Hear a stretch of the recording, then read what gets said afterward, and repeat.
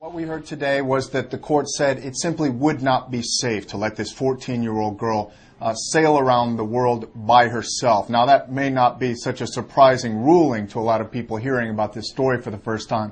But when you look at the ruling itself, it was a bit surprising because what they said was she was not mentally or physically incapable of pulling this off. It's really just a question of she doesn't have enough experience. What they said was they wanted to see her with more training in first aid. She hasn't had first aid training. They want to see her get some experience of controlling her sleep. That is, being able to wake up every couple of hours when she's at sea by herself to check the conditions of the boat, to check weather conditions, check the seas around her.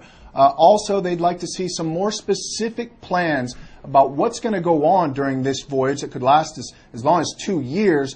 More specific plans about a vessel to follow her with an experienced sailor aboard.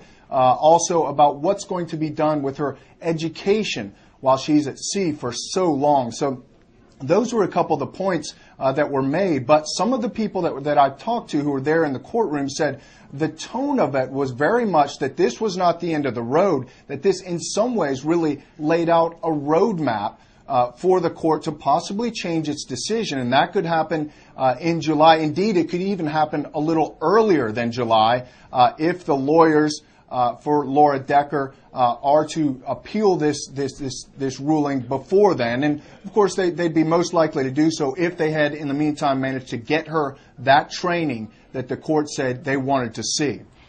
So with that in mind, bearing in mind the tone of the ruling, what's been the reaction from social services there in the Netherlands to the court's decision? Well, they clearly feel that this is the right decision. It backs up the decision that was made before. Now, it's an interesting situation because although we hear that she's been handed over to the custody of social services, she's actually living with her father. Her father, an experienced sailor who many say has been a big influence on this goal of hers. But she's actually living with her father, with social services sort of keeping an eye on them, looking over their shoulder. And, of course, the family has to report in every so often. But it's not a situation where she's been separated from her family.